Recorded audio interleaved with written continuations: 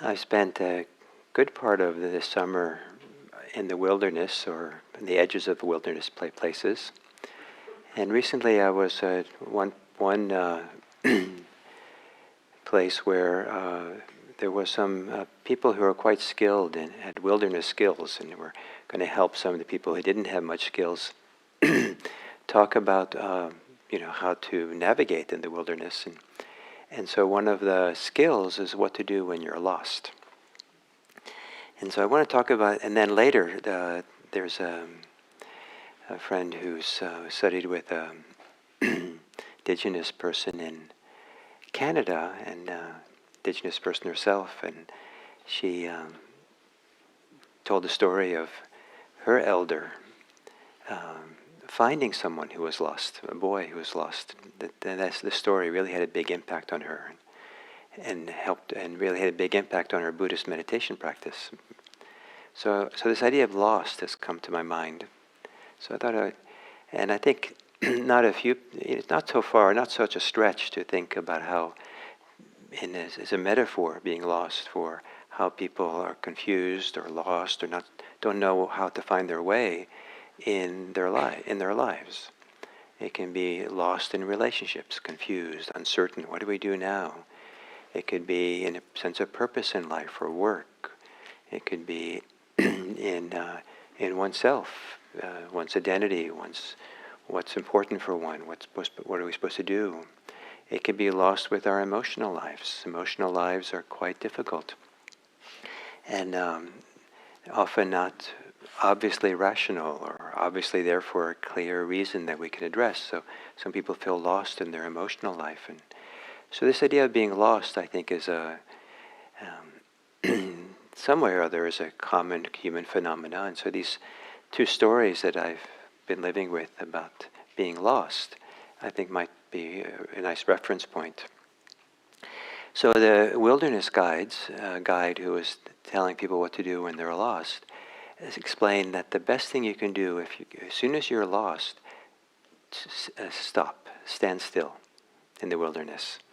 The people who get really lost in the wilderness and they are not found easily are the ones who kind of stumble along trying to find their way and keep going, and they don't know their way, and they end up going deeper and deeper into the wilderness and places where maybe it doesn't occur to others to find them.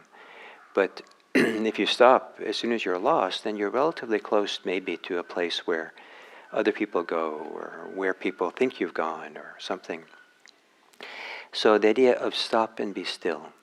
And that's counterintuitive because you're lost, it's dangerous, you have to do something. And so let's keep going, let's keep searching or something. But this emphasis was really stand still and wait. And someone, if someone will find you, especially if they know you're out in the wilderness. If you didn't tell anyone, that's a sign of not being skilled in wilderness either. So this idea of standing still when you're lost, I think is quite a wonderful thing in life in general. And one of the things that standing still does, and what it's a metaphor for, is not to keep going, not to keep spinning. And in the wilderness, if you stop and stand still, maybe there's an opportunity to relax, to settle, to catch your breath. Begin looking around in the environment. What's going on here? And people who panic when they get lost don't think very well. Don't study their environment very well. But if you stop and stand still, then all the surface tension, all that kind of extra stuff that we add on top of the situation has a chance to settle.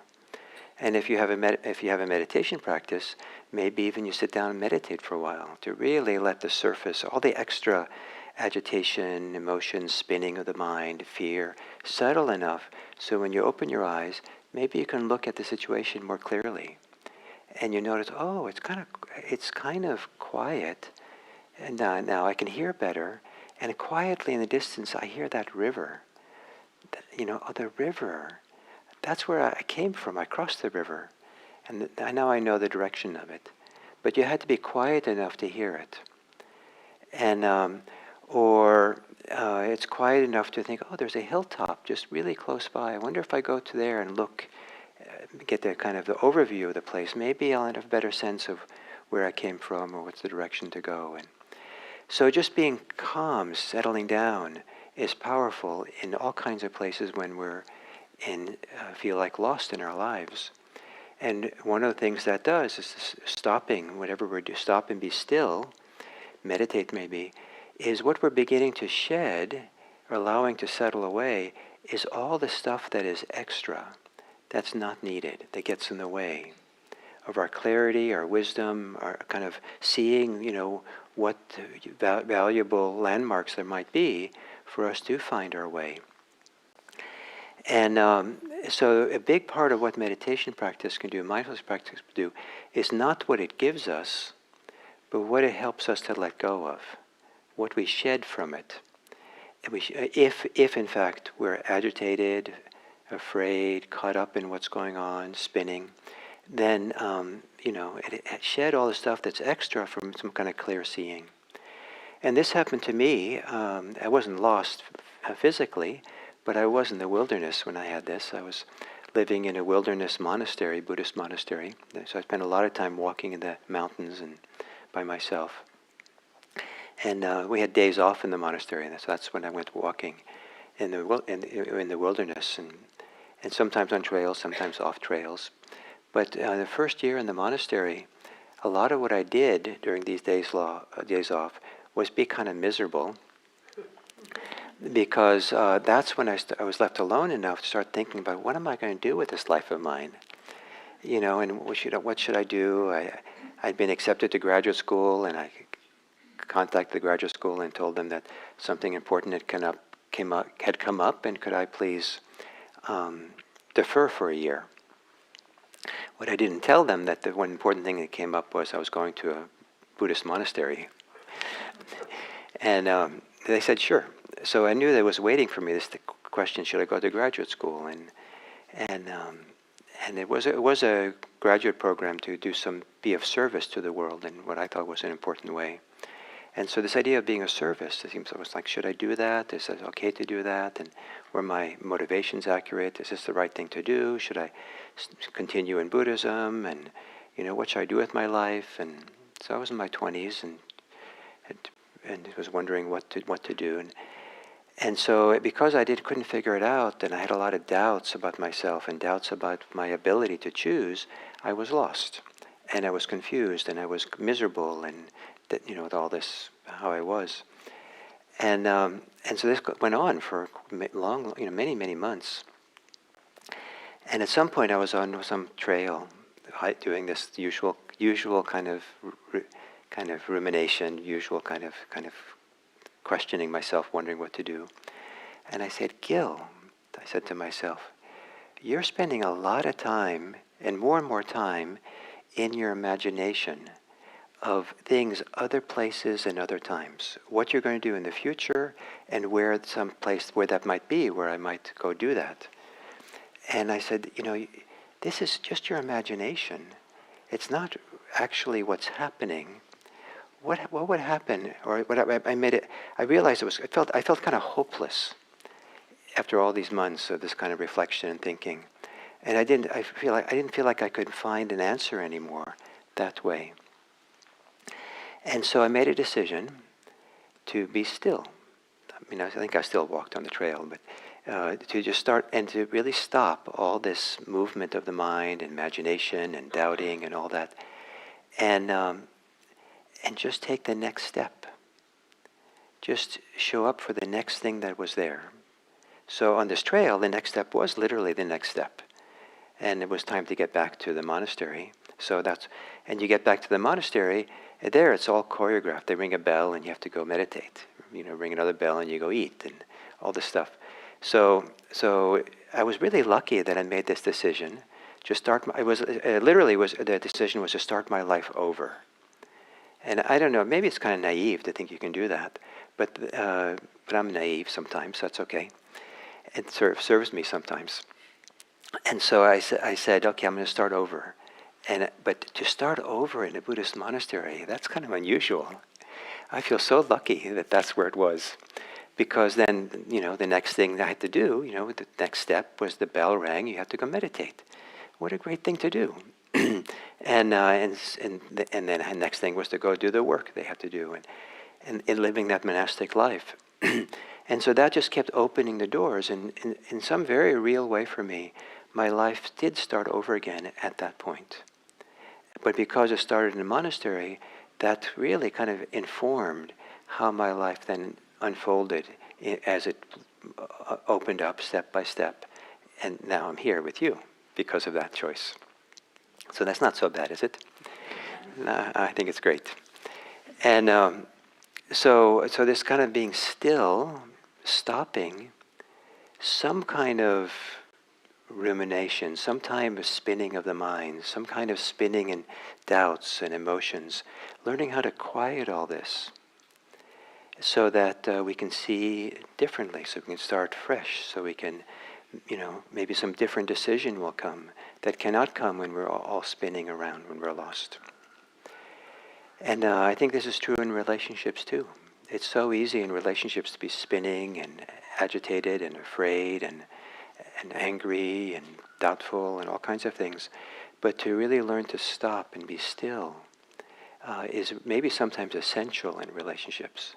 Maybe not in the moment when it's difficult, but maybe if the relationship is going to last for some time, maybe you'll find some way to kind of really come and stop and be still and let the agitated mind, agitated heart quiet enough so that something different can happen, some different seeing. And so what's a different thing that can happen? So this is the second story that from this indigenous person in Canada. So he'd spent a lot of time in the wilderness, in the woods, working and living. And at some point there was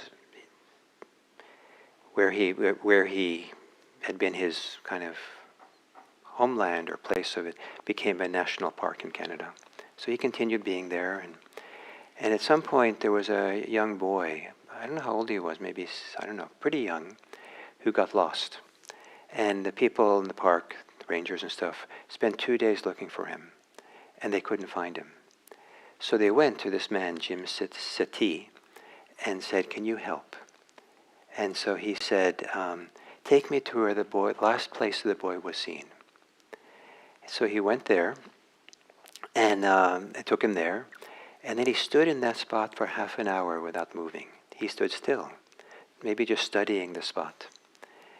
And then he said, "This way."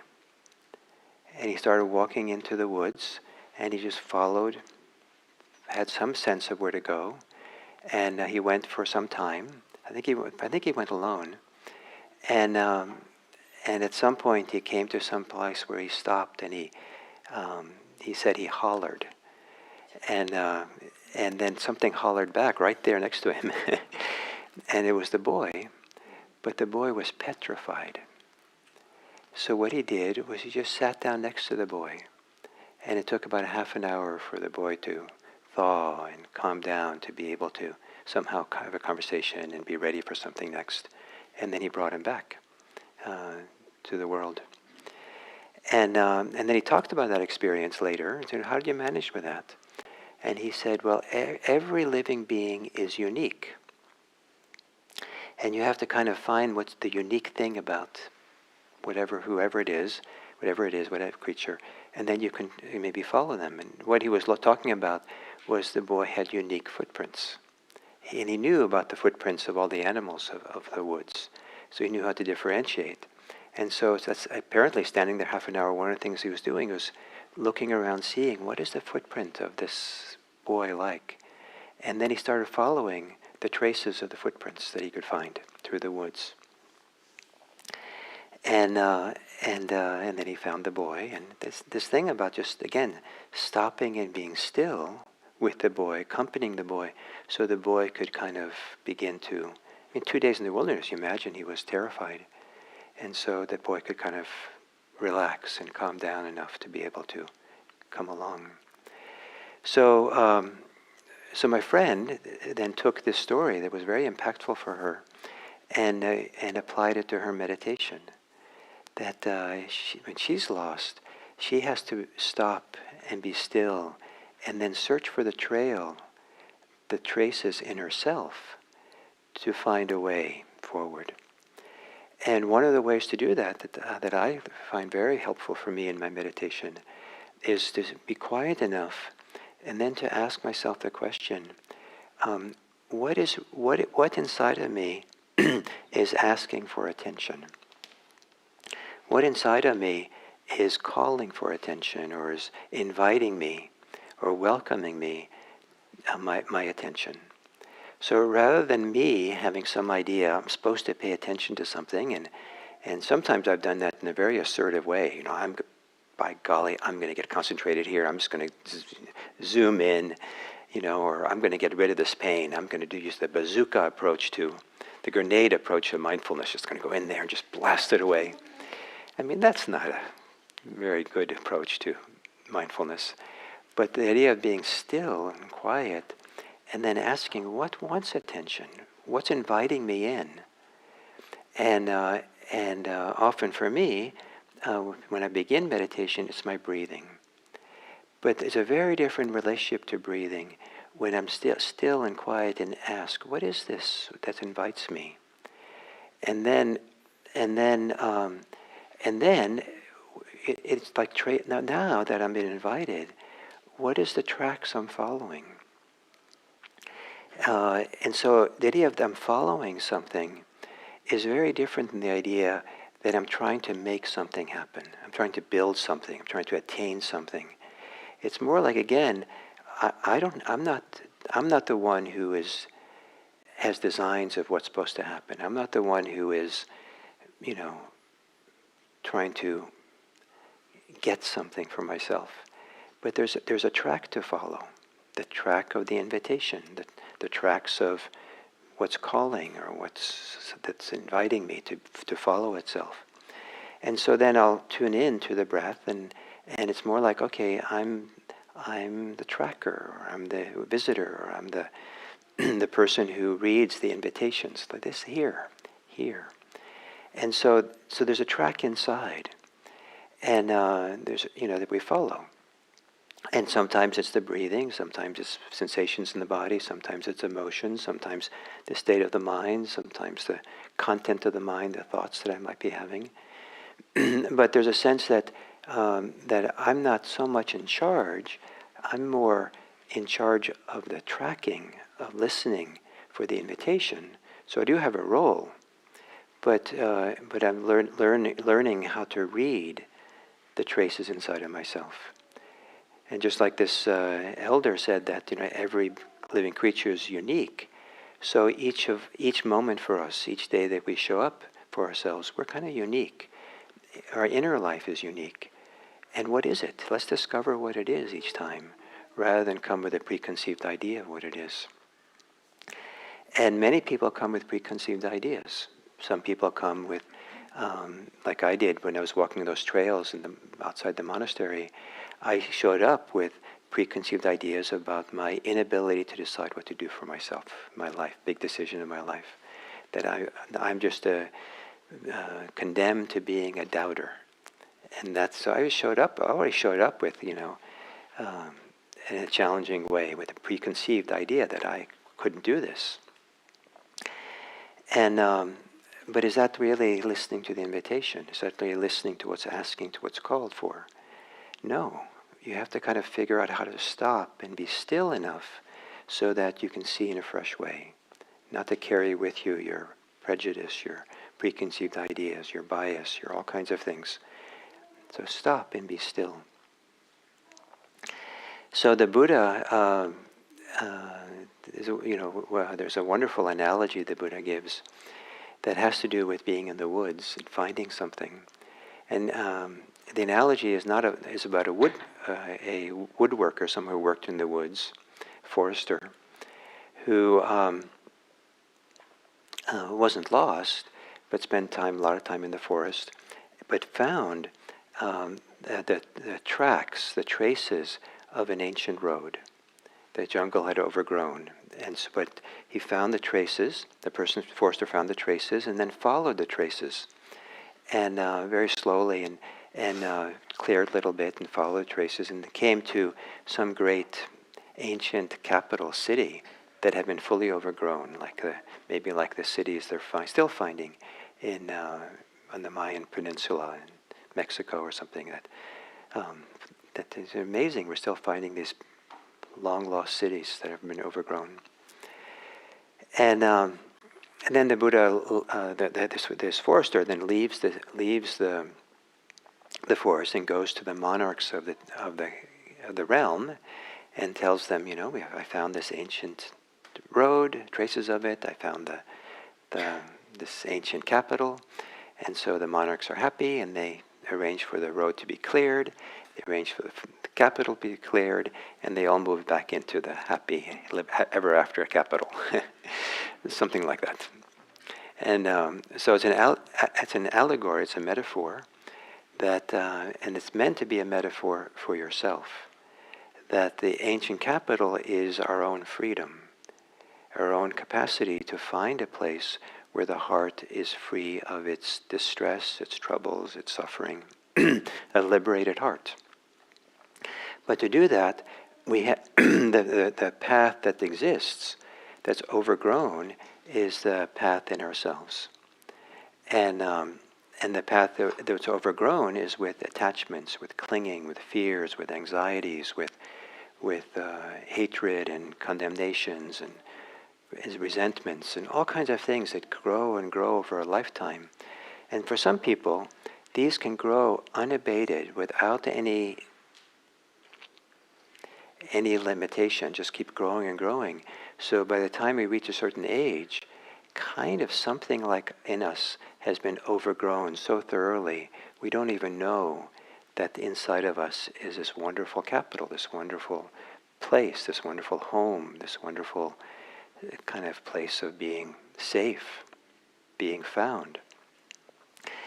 And so this invitation, or this way of practicing where we're assume I'm going to follow the traces of what is asking for attention right now.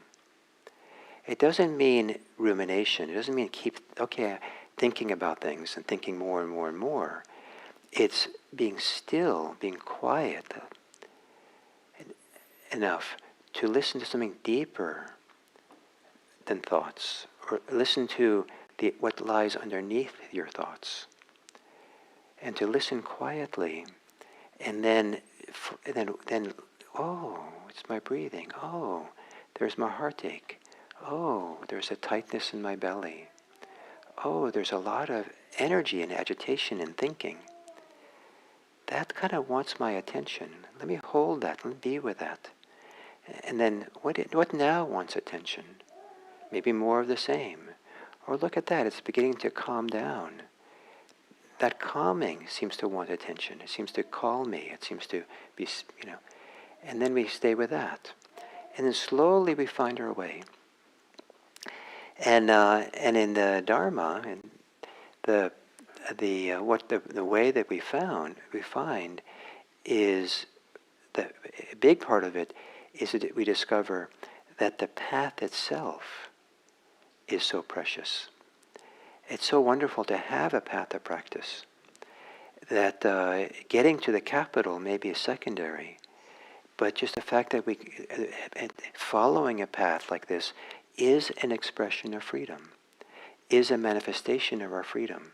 Maybe not initially, but as we keep doing it and keep showing up and being mindful of what's here, we start seeing that the act of mindfulness is an act of freedom. Meaning, an act of mindfulness means we're no longer caught up in that moment, caught in our preoccupations, caught in our emotions, caught in our past, or caught in the future, or caught in our whatever it might be. We don't deny all those things, but we're not caught in it. Wow, this is what's happening. There's freedom here. And so as we keep doing this movement of being still and quiet enough to have the mindfulness be full, where mindfulness can be there together with its freedom, then we begin appreciating more and more that simply the being on the path of doing this is something to celebrate. It's a refuge. And some people will find, oh, now I've found my home. Now I find with this I have a sense of belonging in this universe. Because with this, I belong in that freedom. Because the freedom is letting go of all the non-belonging, all the ideas that I shouldn't be here, all the ideas that, other people's ideas I shouldn't be here or something. We let go in that freedom, just this. And then for people who are Buddhist, that movement of freedom each moment is represented by the idea of going for a refuge. And the Buddha talked about how you don't find your refuge in temples, you don't find refuge in, he even talked about back in ancient India, in sacred groves, sacred spots. You find the refuge in this practice. You find refuge in what you see, how you see being caught and how you see being free. This is how you find your freedom. And if you see that, then he says you can see a path. And the path that you need to clear is, he says, is the Eightfold Path. But the Eightfold Path is not something outside of you. It's really something inside of you. And what it means is that, like, part of it is the ethics. Three of the Eightfold Path is ethical. And you start seeing the invitation here is to not cause harm. That's what ethics is about. Not harm anyone. And is there an invitation? Is there a rightness, something inside that calls on that? If you're still and quiet enough and can really be mindful and pay attention, I think in all of us, there is an invitation, a call, a request. Don't cause harm. Because when we intentionally cause harm, we're covering over our depths. We're covering over the capital with more debris, more weeds and all that. We're actually closing something down when we're hateful or hostile or something. And that doesn't feel good if you really pay attention. You can feel how we're diminished by that. So ethics comes naturally through this practice because that's what the deepest invitation is. And so each of the steps of the Eightfold Path, some of you know what they are, is really an expression of something that's already in us. It's not an imposition from the outside. And so the value of stopping, being still. And maybe, if you're lost, something will find you. And what will find you is maybe the invitation, the traces, the tracks, the call, here. Here is where to bring your attention. Here is where to attend to feel, to be with, this is where to walk. This is what to do. And then we kind of follow the traces and the tracks. And something beautiful begins happening, something free, and that kind of place. Now I've been found. Even if it's not a geographical place. Maybe. It's never a geographical place in Buddhism. It's always here and now in yourself. And then you bring that with you wherever you go. So even when you're lost physically, you're not really lost to yourself. Isn't that nice? So, I hope that made sense for those of you who occasionally get lost. And if you don't get lost, great. Stay for the potluck anyway. So thank you very much. And we have a few minutes before we usually stop here. And so anybody have any questions they want to ask or testimonials about being lost that relate to what I talked about or anything? Oh, then I have a poem to read. But maybe I'll take some questions first and end with a poem.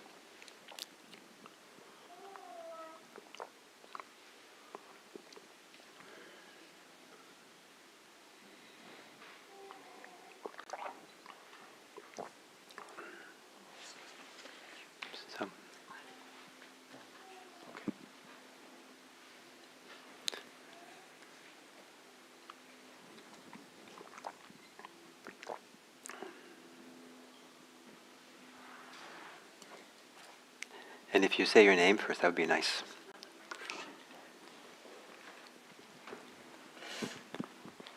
Hi, I'm Caitlin. I was thinking of being lost in sense of trying to find purpose, which I think many of us find on our journey through life. And I was watching a YouTube video and on such thing, and a lot of it was about how when you are constantly putting your attention to the outside world, which is how modern society puts us on, puts us towards, you actually lose sight of what's within, what your values are, and what's important to you. And so part of finding your purpose is looking within, which is very much in line with Great. what you were Wonderful, saying. thank you. And then part of that, the importance of that is that there's all kinds of messages from culture, from society, from family, about what the real purpose of life should be about. And some of those don't serve us. They're not a match for who we are. But if we have to think, I have to be that way, but there's a dissonance between who you are and that thing, then it can be a lot of tension.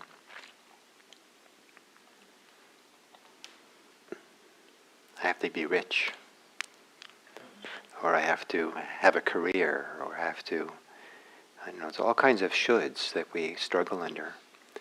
And what happens if we can listen deeply within and become free of those social messages about what the purpose should be about, and find out what is it that makes our hearts sing, what makes our hearts feel happy and delighted. You wake up in the morning happy to do what you want to do. And the answer for some people, and this is kind of one of the things that I think spirituality often points to, is that one of the messages from our society is the answer to what is the purpose of my life, what should I do, is a thing, a what. You know, the career or a relationship or something. And what spirituality often points to, rather than a what, a how we're going to be in the world. And some people find tremendous meaning in how they live more than what they live for, what they do. But that's a hard thing to justify in many segments of modern society, because when people ask, what do you do? Oh, I try to be kind.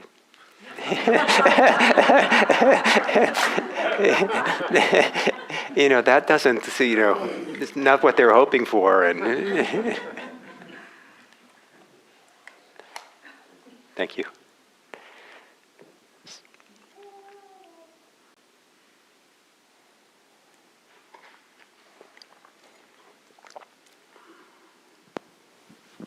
Hi, I'm Margaret.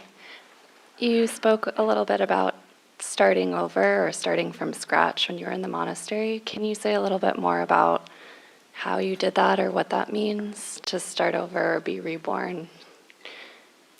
Well, it's possible that it was pretty fortunate I did it in that situation, because I'd been there already a year, and it was really deep in the wilderness. So we didn't get newspapers. We got were like several days old, and there was no internet then, and there was no TV there. So so much of things had fallen away that normally I'd be caught up in.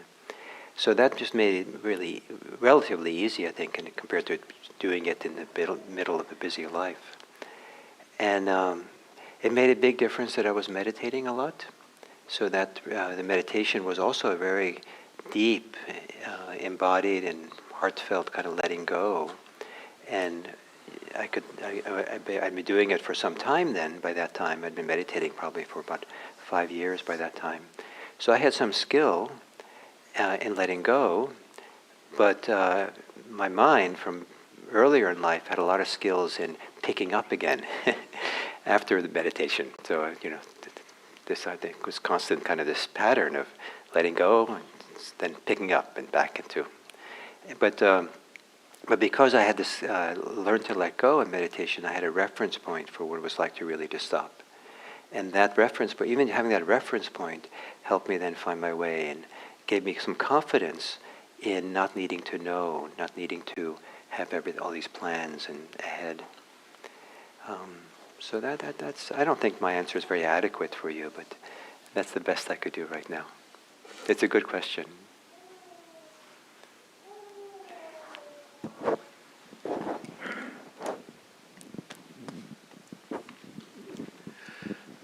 I was imagining the path that you were talking about, and I believe you said something about maybe being on the path is more important than getting to the overgrown capital. And then you mentioned the Eightfold Path, and that did havoc with my imagination, and I saw the path splitting into 8 different ways. And so I wonder if you could say more about how the Eightfold Path could help in our path towards Yes. finding ourselves. So it's it's giving you a clue, the Eightfold Path, of what you're looking for in the jungle, and we're looking for the first one is right view. We're looking for the perspective in which we look at our lives, and so what perspective is useful? And we ask, what perspective am I using? Is this a useful one? And what's the deeper request? What perspective really is being, the deeper request of the heart or something?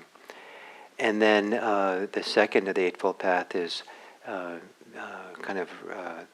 right attitude or the right intention or something. And so you ask, what's the attitude by which I'm going about my life?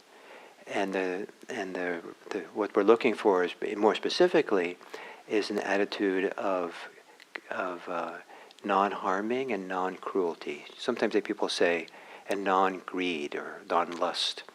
And some people say an attitude of being able to let go when it's appropriate, an attitude of kindness, an attitude of compassion. So what's the attitude? So we're kind of, okay, that's the footsteps of the little boy who's lost. So can we find that, the attitude? And then how we speak, how we act in the world. It turns out that you're not going to find your freedom through killing, stealing, and sexual misconduct. So, that's a pretty big footstep to notice. And then what's called usually called right livelihood. I think that's maybe too modern of a concept. I think it's more broadly a whole way in which we live, the lifestyle that we live. That includes work, but it's broader than just work.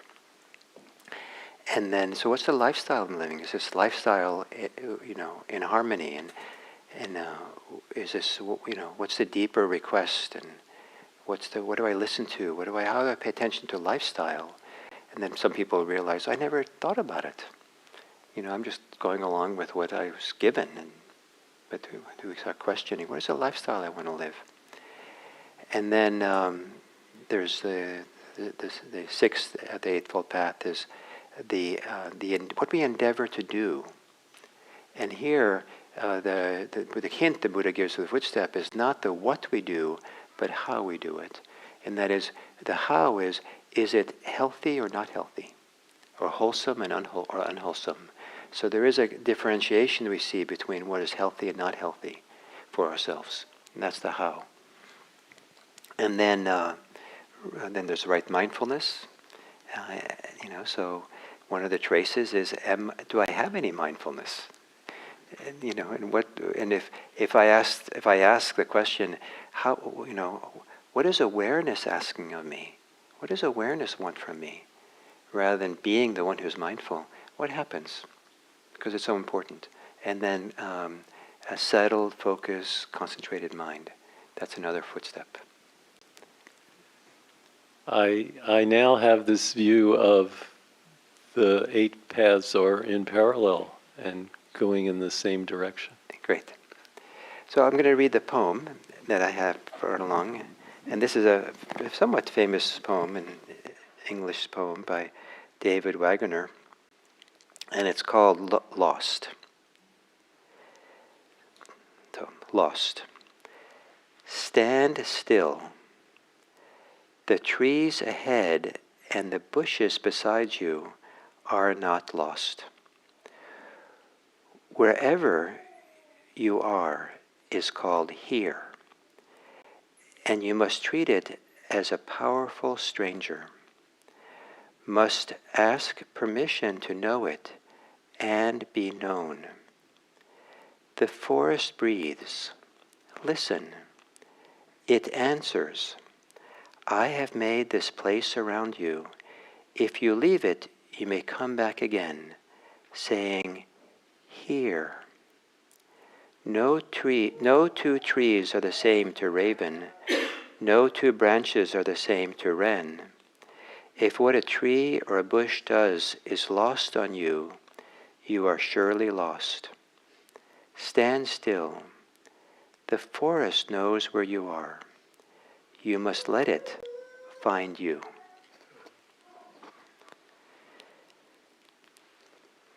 So thank you.